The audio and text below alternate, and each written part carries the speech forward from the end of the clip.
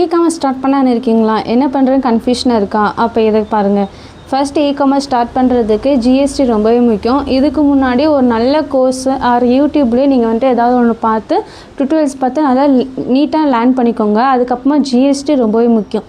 GST எடுத்ததுக்கப்புறம் நீங்கள் என்ன பற்றி நீங்கள் உங்களோட அமேசானில் நீங்கள் போட போகிறீங்களோ அது கரெக்டான ஒரு நீஸ் செலக்ட் பண்ணிக்கோங்க. செலக்ட் பண்ணிவிட்டு ப்ராடக்ட்ஸ் சூஸ் பண்ணணும். அந்த ப்ராடக்ட் ட்ரெண்டிங்காக இருக்கணும், எவர்க்ரீனாகவும் இருக்கணும். அப்படியே ஒரு ப்ராடக்ட்ஸை நீங்கள் வந்து சூஸ் பண்ணிக்கோங்க. நாங்கள் எப்படி ப்ராடக்ட்டை சூஸ் பண்ணோம்னா நிறைய டூல்ஸ் யூஸ் பண்ணி தான் வந்துட்டு சூஸ் பண்ணோம். உங்களுக்கு அந்த டூல்ஸ் வேணும்னா சொல்லுங்கள், நாங்கள் உங்களுக்கு கமெண்ட் பாக்ஸில் என்ன டூல்ஸ்னு சொல்லி சொல்கிறோம்.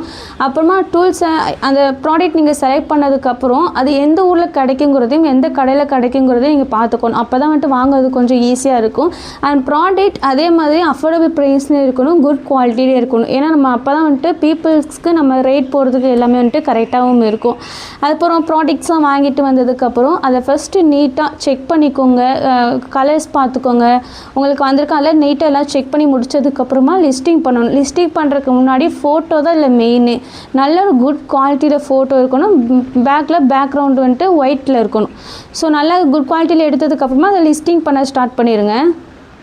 லிஸ்டிங் பண்ணும்போது அமேசான், மீஷோ ரெண்டுக்கும் செப்பரேட்டாக நீங்கள் லிஸ்டிங் பண்ணுற மாதிரி இருக்கும். டைட்டில், கீவேர்ட்ஸ், புல்லட் பாயிண்ட் இது எல்லாத்தையுமே பீப்புள்ஸ் வந்து ரீட் பண்ணுவாங்க.